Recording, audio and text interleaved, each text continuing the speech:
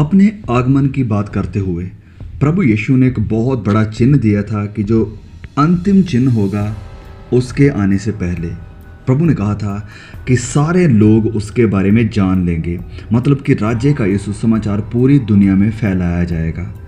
तो आज अगर हम देखें तो तकरीबन पूरी दुनिया में हर कोई आज प्रभु यीशु मसीह के नाम को जान चुका है या जानता है। यस, कुछ लोग अभी भी होंगे जो अभी भी नहीं जानते होंगे, लेकिन वो बहुत ही थोड़े हैं। ज़्यादातर लोग आज प्रभु यीशु मसीह के नाम के बारे में सुन चुके हैं और ये एक बहुत ही बड़ा चिन्ह है, क्योंकि प्रभु यीशु ने कहा था कि राज्य का ये सुसमाचार पूरी दुनिया में फैलाया जाएगा और तब प्रभु आएंगे। और फिर बाइबल में ये भी लिखा है, दूसरा पतरस अध्याय 3:3 में पतरस अंतिम दिनों के बारे में लिखते हुए कहते हैं कि ये पहले ही जान ले कि अंतिम दिनों में हंसी उपहास करने वाले आएंगे जो अपनी अभिलाषाओं के अनुसार चलेंगे। हंसी उपहास करने वाले यानी मजाक करने वाले। और आज की अगर हम दुनिया में देखें, आज की जो हमारी जो सेलिब्रिटीज़ की टीम है उनको देखें तो हर कोई बाइबल को, प्रभु यीशु को मजाक बनाने में लगा हुआ। हमने ऑलरेडी कई बार इन चीज़ों को कवर अप किया है, जैसे कि नेटफ्लिक्स के द्वारा कई बार प्रभु यीशु का मजाक बनाया गया है। और अभी रिसेंटली अमेरिका के एक बहुत ही बड़े रैपर केंड्रिक लमार, जिनका नाम है, उन्होंने एक कांटों का ताज अपने सर के ऊपर डालकर स्टेज के ऊपर परफॉर्मेंस किया था। वो एक्चुअली में क्या दिखा रहा है? वो मजाक बना रहा है प्रभु यीशु का। प्रभु यीशु जिसने कांटों का ताज अपने सर के ऊपर डाला था, ये इंसान यानी केंड्रिक लमार 9000 डायमंड्स का एक ताज बनाकर, यानी कि 9000 डायमंड इस ताज के ऊपर लगे हुए थे और इस ताज की जो टोटल कीमत थी वो थी $3 मिलियन। और ये सब करते हुए वो एक्चुअली में मसीहत की, प्रभु यीशु की हंसी बना रहे हैं, मजाक बना रहे हैं। और फिर ये वीडियो आप देखिए। ये वीडियो को देखकर सच में इतना दुख लगा कि लोग कहते हैं कि हमारी दुनिया में इतना बुरा क्यों हो रहा है, क्यों परमेश्वर बीमारियों को लेकर आ रहा है, क्यों हर जगह तूफान भूकंप आ रहे हैं, ये सब कुछ हो रहा है, क्यों? लेकिन हम नहीं देखते हैं कि ये इंसानों के द्वारा लिए हुए फैसलों का नतीजा है, क्योंकि लोग परमेश्वर को ठुकरा रहे हैं। लोग परमेश्वर का मजाक बना रहे हैं, उसके वचन का मजाक बना रहे हैं। ये वीडियो को देखिए। I'm sure the police are going to love seeing kick the Bible. They're going to love seeing kick the Bible. Look at this. Disrespectful. This is a hate crime. Do you realize you guys are committing a hate crime right now? You guys realize that you are now committing a hate crime. You are a hate crime. This is a hate crime. You are a hate crime. You are a hate crime. You're committing a hate crime being here. You are committing. Okay, तो जैसे कि मैं दुखी हुआ था इन चीज़ों को देखकर, हो सकता है आपको भी बहुत दुख लगा हो कि पवित्र बाइबल को, पवित्र वचनों को इस तरह से मतलब पैरों में रौंदा जा रहा है। मेरे पास शब्द नहीं है कुछ बोलने के लिए सब चीज़ों के। मतलब लोग इस हद तक गिर चुके हैं। और ये वो लोग हैं जो कहते हैं कि हमें आज़ादी है कि हम अपनी बात रख सकते हैं। We have the freedom of speech. अगर आपके पास फ्रीडम ऑफ स्पीच है, जो दूसरा इंसान आपको वचन सुना रहा है या रोड के ऊपर वचन सुना रहा है, तो उसके पास भी फ्रीडम ऑफ स्पीच है। बस ये सब एक ड्रामा है जो चल रहा है मसीहत के खिलाफ, क्रिश्चियनिटी के खिलाफ। अब देखिए, अगर आप परमेश्वर को छेड़ रहे हैं, जानबूझकर उसके क्रोध को भड़का रहे हैं, ऐसा सब कुछ करके, तो कब तक परमेश्वर शांत रहेंगे? क्योंकि वचन में लिखा है कि परमेश्वर एक भस्म कर देने वाली आग है, और वो परमेश्वर जो परमेश्वर जलन रखने वाला परमेश्वर है, और आप उसके वचनों को, उसकी बातों को, उसके मैसेज को ऐसे पैरों में रौंद कर एक फुटबॉल की तरह उसके साथ खेल रहे हैं। This is such a shame on the people. और फिर लोग कहते हैं कि कहाँ है परमेश्वर, कहाँ है परमेश्वर, जब ये सारे कत्लेआम हमारे देश में हो रही है, जब एक दूसरे के ऊपर लोग गोलियां बरसा रहे हैं, कहाँ है परमेश्वर? वेल, तो अगर आप एक्शन करेंगे तो उसका रिएक्शन भी हमें देखने को मिलेगा।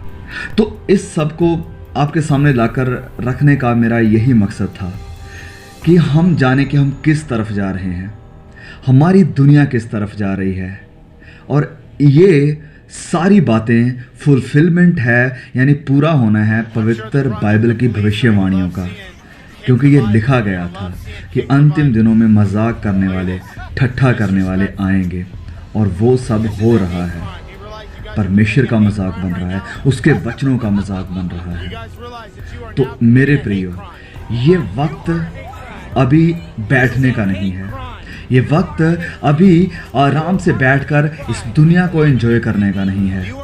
Because we see all around things are heating up.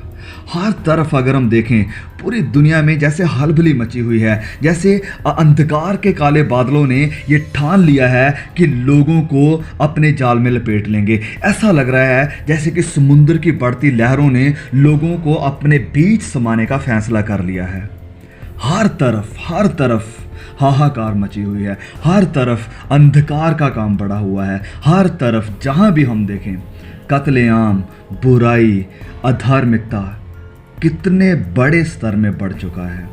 So please मेरे भाइयों, आप जो विश्वास में मेरे विश्वासी भाई बहन हैं, आपसे मेरी ताकीद है, आपसे मैं विनती करता हूँ कि प्लीज़ अगर आप अभी भी गुनाह में हैं, अगर आप अभी भी गुनाह के साथ खेल रहे हैं, तो this is not a time to play games. अभी ये गेम्स खेलने का वक्त नहीं है। अभी वक्त है प्रार्थना में बढ़ने का।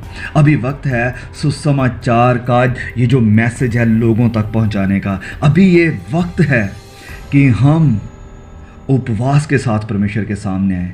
अगर आपने कभी उपवास नहीं किया है तो ये वक्त है कि आप शुरू करें। आपने कभी प्रार्थना में इतना वक्त नहीं गुजारा है तो अभी वक्त है कि आप प्रार्थना में वक्त गुजारें। क्योंकि वक्त, मैं कह रहा हूँ जैसे पहले भी कई बार कह चुका हूँ, कि हम अंतिम दिनों में नहीं हैं, अंतिम पलों में भी नहीं हैं, हम अंतिम क्षणों में हैं, अंतिम क्षणों में हैं। ये जो घड़ी की टिक टिक है, ये बहुत जल्द बंद होने वाली है, क्योंकि प्रभु यीशु का आगमन और इस दुनिया का अंत अब बहुत दूर नहीं है। अगर कई हम दूसरे लोगों से भी मिलते हैं जो बाइबल को नहीं पढ़ते हैं, मसीही नहीं हैं, वो भी यही कहते हैं कि दुनिया का अंत आ चुका है, दुनिया का अंत आ चुका। अगर वो लोग ये मान रहे हैं तो हम जो बाइबल को पढ़ने वाले लोग हैं, जानते हैं कि ये सारी बातें बाइबल में लिखी हुई हैं, भविष्यवाणी हुई हैं इन सब चीज़ों की, तो हमें क्यों नहीं उनसे भी ज़्यादा विश्वास में इन बातों को मानना चाहिए कि अब दुनिया का अंत आ चुका है। प्रभु यीशु अब डोर स्टेप के ऊपर हैं, दरवाजे पर दस्तक दे चुके हैं। सो प्लीज़ मेरे भाइयों, मेरी बहनों, I request you, I plead you कि प्लीज़ परमेश्वर के साथ अपना रिश्ता सही करें। अगर आप अभी तक भी एक डबल लाइफ जी रहे हैं तो प्लीज़ कब तक, जैसे एलिजा कहता है इजरायली लोगों को कि कब तक ऐसे लंगड़ा कर चलोगे, कैसे अब तक कब तक ऐसी टेढ़ी चाल चलोगे, कब तक? ये वक्त है कि आप और मैं ये टेढ़ी चाल को छोड़कर, ये डबल लाइफ ज़िंदगी को छोड़कर खुदा के साथ सीरियस हो जाएं, परमेश्वर की भविष्यवाणियों के साथ सीरियस हो जाएं, इन अंतिम दिनों में आखिरकार सीरियस हो जाएं कि परमेश्वर आपको इस्तेमाल करे अपनी महिमा के लिए।